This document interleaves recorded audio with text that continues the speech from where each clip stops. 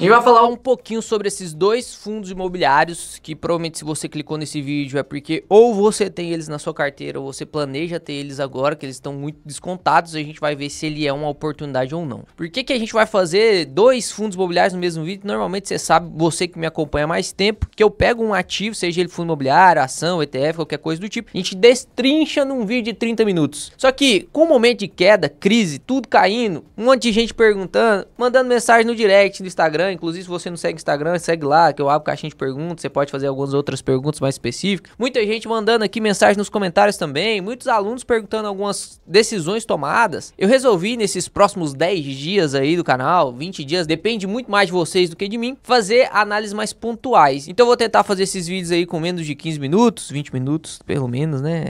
Falar abaixo de 20 minutos pra mim é meio difícil. Não consigo passar pra você um conhecimento parcial, cara. Dói no coração, dói no coração. Mas vou me esforçar pra deixar só os pontos principais de cada um dos fundos imobiliários, das ações que a gente vai discutir no decorrer da semana. Nessa semana, inclusive, vou te mostrar a maneira mais eficiente para você aportar em dólares. Então, se você é novo, chegou no canal agora, já se inscreve no canal, deixa o like se esse vídeo te ajudar. Se o vídeo não te ajudar, você deixa o dislike, fala assim, ó, esse canal aí não ajuda ninguém não, e é isso, tá? Vou tentar passar aqui de maneira mais rápida possível, didática, minha opinião sobre o MXRF11 e o CPTS11, beleza? O MXRF11, como você pode ver, ele bateu aqui a marca dos 8,98, meu amigo, nos últimos 5 dias, 8,98. Hoje ele tá custando aí já com a abertura do mercado 9,15. Se a gente abrir aqui nos últimos 5 anos, olha só quando foi que ele bateu 8,93, olha lá.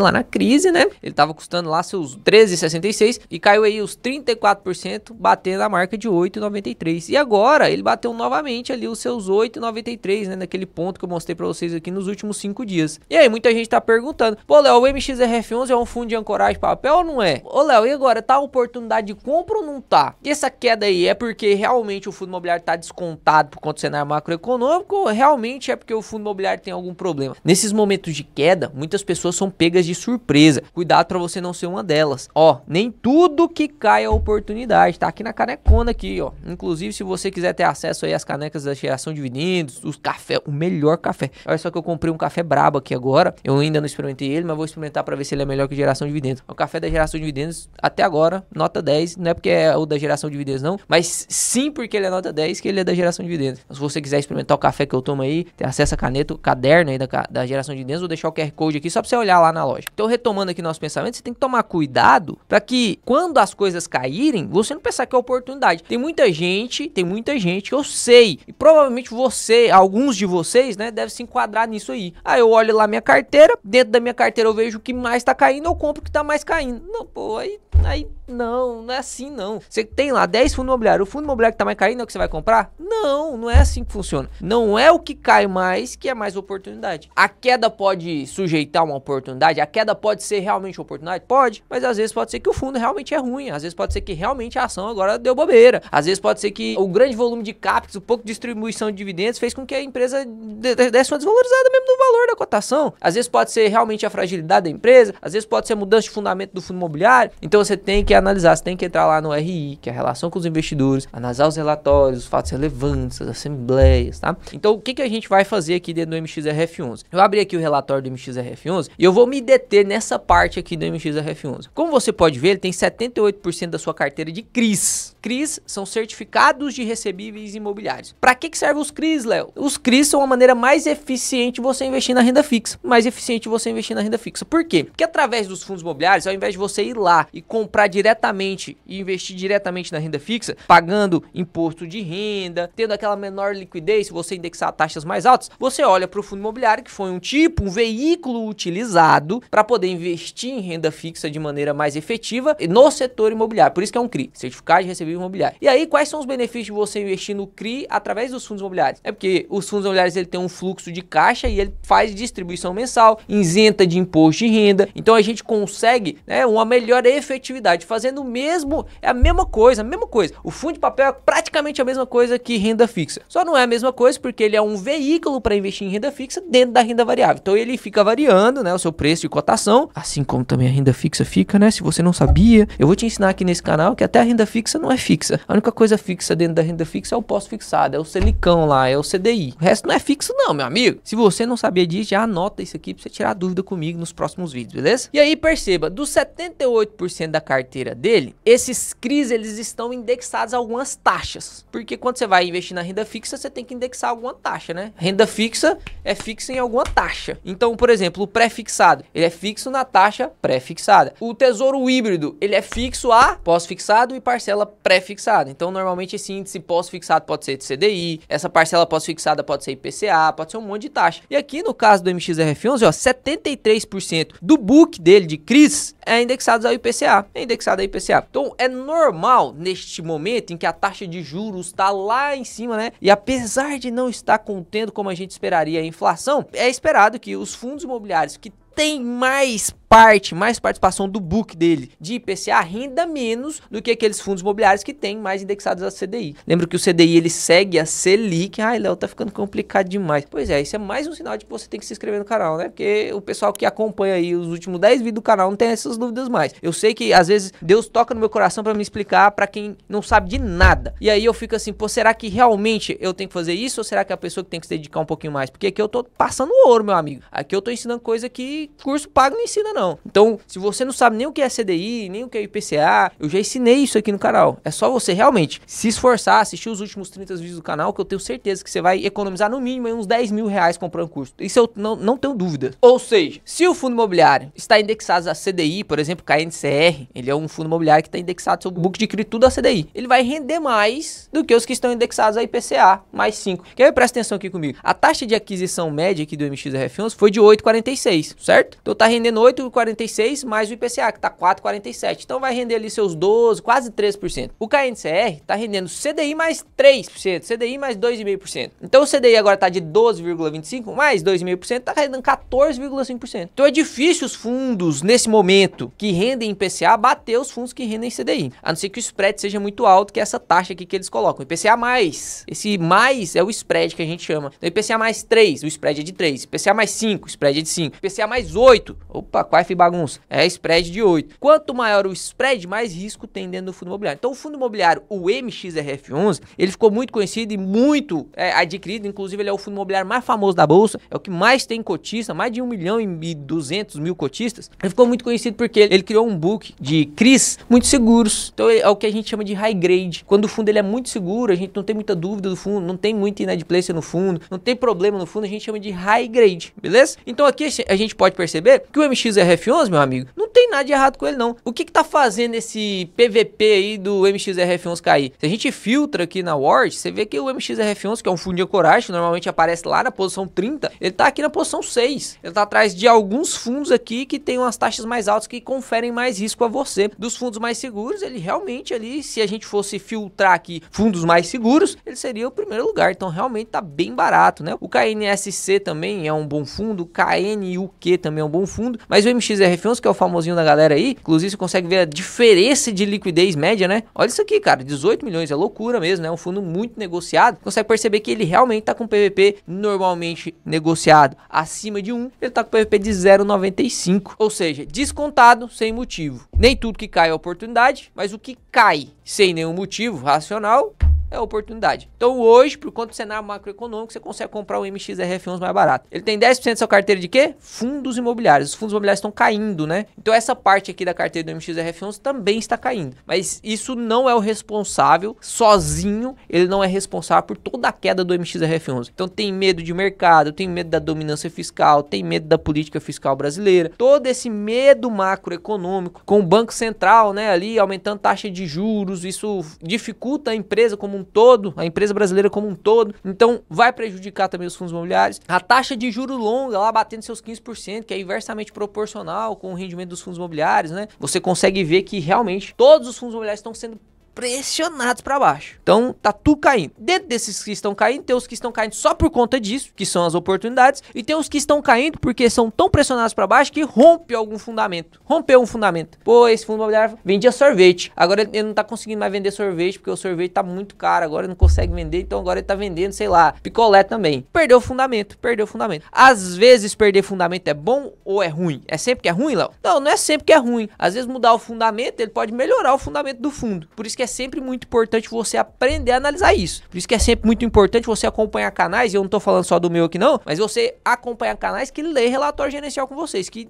debruça e lê o relatório gerencial com você pra você entender, pra você aprender isso de uma vez. Porque senão realmente você vai ficar só ali com a aguinha na canela, nunca vai aprender, vai só investir pelo que paga mais dividendo e vai se lascar em todo momento de crise. Então um monte de gente vendendo fundo imobiliário pra comprar Bitcoin, tá saindo de fundo imobiliário no pior momento possível e entrando no Bitcoin no pior momento possível. Aí, pô, aí é difícil você construir patrimônio, né? Eu fico meio brabo mesmo, porque eu faço um máximo, dou 320% do meu vigor aqui, né? Sabedoria, grande parte vem de Deus mesmo, não vem de mim. Então eu fico pensando assim, pô, por que os caras não dão valor, né? Por que os caras fazem a movimentação contrária? Os caras estão seguindo a manada, pô. Os caras do meu canal não podem fazer isso, não. Se você é adepto raiz mesmo, se você é o cara do peito que acompanha o canal e inclusive que vai fazer as pessoas novas que estão assistindo esse vídeo aqui acompanhar o canal também, deixa aí nos comentários. Pô, eu sou adepto raiz, eu não tô seguindo a manada, não. Eu tô indo contra a manada, porque é assim que a gente fica rico. É assim que você ganha dinheiro na bolsa. A bolsa, ela não cria valor do nada. Não. Ela passa dos impacientes pros pacientes, que somos nós. Pelo menos eu tô aqui tentando te treinar pra ser um paciente, né? Analisar o cenário, analisar o mercado e falar, pô, coitado dos caras. Os caras estão de novo impacientes. Vou coletar aqui, né? Mais um prêmio. Então, a primeira parte do vídeo, que era pra ter dado menos de 15 minutos o vídeo inteiro, falei só do MXRF11, é porque ele realmente tá barato, ele realmente é uma oportunidade e ele realmente pode estar num momento de aporte, né? Não é recomendação minha, eu não tô comprando mais MXRF11 agora, porque, na minha opinião, tem outros fundos imobiliários que estão ainda maior oportunidade. Eu fiz um aporte, inclusive, agora no Café 1 Milhão, no vídeo anterior do canal aí, ó. Eu comprei um fundo imobiliário de papel e não foi o MXRF11. Mas vai todo mundo que tava com dúvida do MXRF11, essa é a minha opinião sobre o MXRF11 no momento, beleza? E agora vamos passar pro CPTS11, que o CPTS11, meu amigo, se liga nisso aqui, ó. CPTS11, digita aí comigo. Olha só o que aconteceu no último mês com esse fundo imobiliário. Nos últimos 6 meses com esse fundo imobiliário, esse aqui, caiu de R$8 para R$6,42. O que tá acontecendo com esse fundo imobiliário, cara? O que tá acontecendo com esse fundo imobiliário? Eu já fiz um vídeo, agora você vai ver. Agora você vai ver a qualidade do canal. Você que tava aí questionando se o canal tinha qualidade ou não, você que é novo, né? Eu tô dirigindo aqui mais aos novos do canal. Você que tava se questionando, vou deixar um vídeo aqui onde eu analisei o CPTS e as últimas mudanças que aconteceram nesse fundo imobiliário de maneira assim,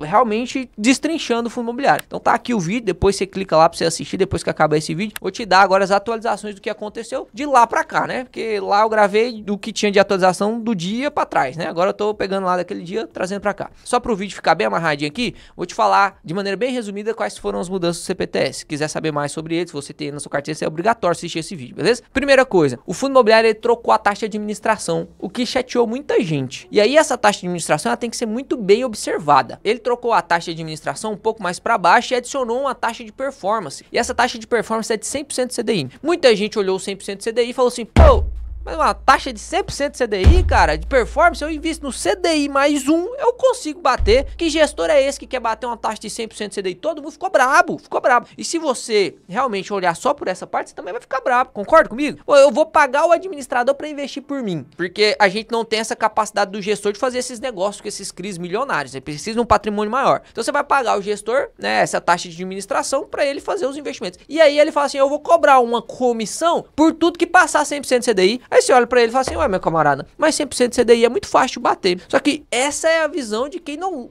leu direito, ou essa é a visão de quem não tá prestando atenção muito bem no que aconteceu. Olha só o que eu vou te falar agora, que talvez isso seja a oportunidade do CPTS, porque está jogando o preço lá pra baixo, e às vezes isso pode ser uma oportunidade pra você entrar, tá? A gente vai fazendo essas reflexões aí até o final do vídeo. Olha só, essa taxa de administração do 100% CDI é o que exceder sobre o valor patrimonial do fundo. O valor patrimonial do fundo. O valor patrimonial do fundo do CPTS, neste momento, olha isso aqui, ó. Se a gente pegar aqui na Word, colocar o CPTS aqui na Word, ele tá ali na posição 12 dos fundos que tem 0,7 de PVP pra cima. E aí você consegue ver que ele tá com um PVP de 0,75, cara. 0,75, ou seja, ele tá com 25% de desconto. Então, para que essa taxa de performance seja cobrada pelo gestor, ele precisa bater 100% de rendimento do CDI sobre a cota patrimonial. Ou seja, a cota patrimonial tá lá em torno de 8,61. 8,61 a cota patrimonial. Então, o que o gestor nos diz implicitamente com isso? Cara, antes eu cobrava uma taxa de administração maior e agora eu vou diminuir a taxa global, que a gente chama sobre, né,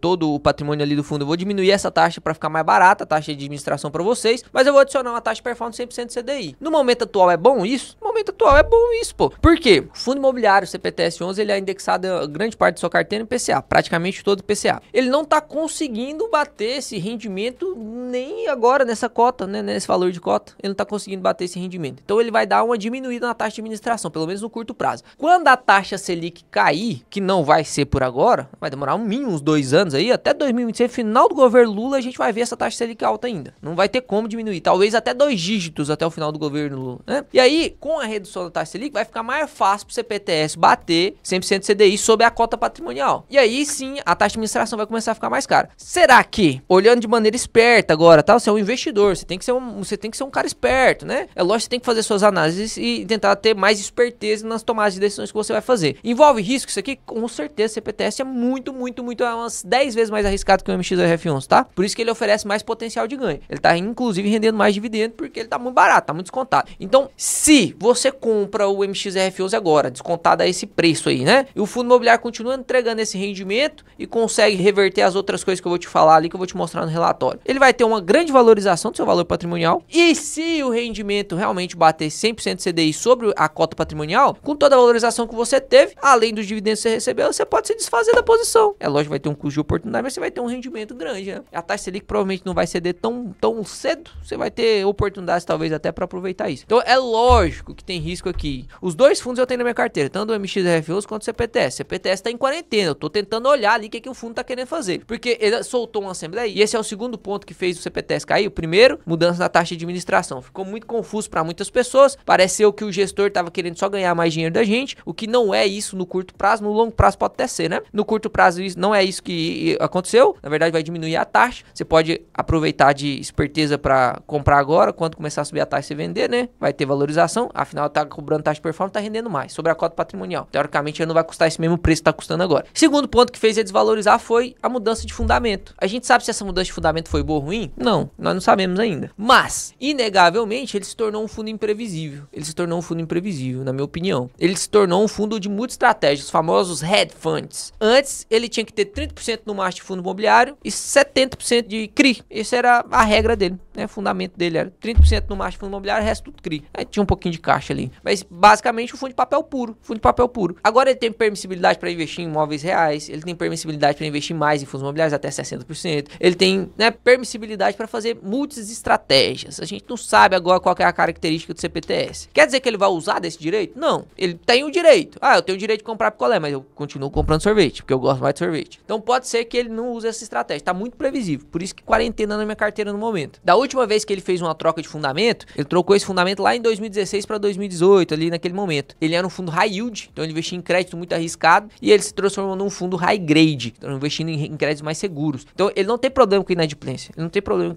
Léo, por que então que ele tá com um PVP tão barato? Primeiro, esses dois pontos. E segundo, né, vamos lá pro relatório do fundo imobiliário. Ele fez uma estratégia de compromissadas. Basicamente, todos os fundos de papéis fazem, né, compromissadas. Compromissadas é um tipo de negociação de renda fixa, onde você compra ou entrega um ativo com o compromisso de recomprá-lo ou de devolver o ativo, certo? Então, por exemplo, eu vou lá e entrego pra você essa caneca e você me entrega R$10. E eu fico com esses R$10 na minha mão, você fica com essa caneca na sua mão, e aí eu prometo pra você que daqui 2 anos eu vou recomprar a caneca de você acrescida de juros. Aí eu vou colocar 10% ao ano, vou recomprar a caneca de você daqui 2 anos a R$12. Isso é uma operação compromissada. Qual que é o seu ganho? Você fica com a caneca, você fica utilizando a caneca, e quando eu recomprar ela de você, você vai me vender ela a 12, você comprou a 10. Então, às vezes faz sentido pra você e faz muito sentido pra mim também, porque eu pego esses R$10 que eu peguei da caneca, invisto ele, faço ele virar R$20, eu vou lá, compro a caneca de você de R$12 e ganhei R$8 nessa operação. Foi isso que o CPTS fez, beleza? Ele fez uma compromissada e na época lá da pandemia,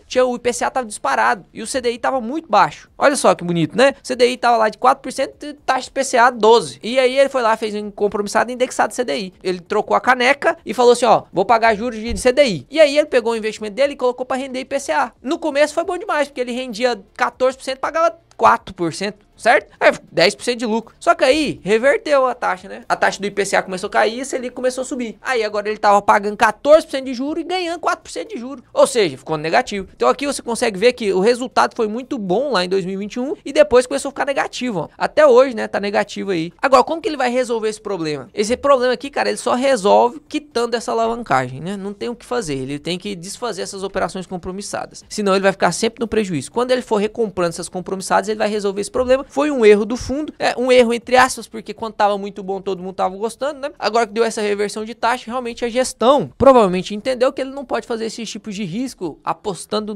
na inflação do Brasil, né? Porque realmente a taxa de juros no Brasil, historicamente, ela é muito alta. E normalmente a taxa Selic muito alta vai conter um pouco mais a inflação. É difícil você apostar na inflação contra a Selic, principalmente em momentos que a gente tá agora, né? Tem como não. Então tem que fazer essa reversão aí, reciclagem de portfólio. Se fosse uma compromissada com duração de tempo muito mais curto, né? 12 meses, 24 meses, pô, ia dar muito certo essa operação. Como é alargado, deu problema, né? Isso aqui pra mim não faz eu considerar o fundo ruim, não. Até porque no vencimento de longo prazo ele ainda tá no lucro, né? Se a gente for pegar tudo que ele ganhou, com tudo que ele perdeu, ele ainda tá no lucro. É lógico que tem custo de oportunidade. Durante esse período aí, 2, 3 anos, ele poderia ter investido em algo que desse mais lucro ainda. Mas, infelizmente, alguns fundos imobiliários tentando fazer o bem vai errar às vezes, né? Não tem o que fazer. Além disso, olha só, a alocação dos ativos aqui no CPTS é de 30% em FIs. 30% em FIs, meu amigo. 30%. Lá dentro do MXRF11 era 10%. Aqui é 30%. Olha só o que tá acontecendo com a carteira de fundos imobiliários dele. Tá caindo lá, ó, 25%, né? Praticamente. Tá caindo. Então, tá tendo resultado negativo com os fundos imobiliários. Resultado negativo com os fundos imobiliários. Isso fez também a cota pressionar para baixo. Então, olha só. Compromissada jogando preço CPTS para baixo. Fundos imobiliários jogando preço CPTS para baixo. Mudança de estratégia lá para rede de fundos jogando CPTS para baixo. Taxa de administração ali, a proposta da taxa de administração mudada. Taxa de performance jogando CPTS para baixo. Distribuição por conta do resultado, tanto com os fundos imobiliários caindo, quanto o PCA pressionado, né? Frente ao CDI ali. Ele é uma carteira muito mais indexada a IPCA. Ainda mais com as compromissadas comendo um pedaço do lucro. Olha só o que aconteceu com os rendimentos. Estava de 8,8888 centavos, caiu para 7, agora caiu para 6. Então, distribuição de dividendo caindo. O pessoal vai pressionar para baixo, não tem o que fazer. O mercado, ele não aceita receber menos. Então, agora tá recebendo 6 centavos, pô, eu quero 1% de rendimento, então vai cobrar R$6 a cota. Senão, eu não quero. Aqui você consegue ver que do percentual de 65% que ele tem de CRIs, 62% é IPCA. Tá lá praticamente tudo IPCA. Ele tem só 3% da carteira de CDI. Então, realmente, né, ele tá lutando agora contra um CDI muito alto, IPCA mais baixo. Ele fez indexação da sua dívida em CDI, mas tá recebendo em IPCA. Então, realmente, o CPTS ele tá com um probleminha, certo? A gente colocou,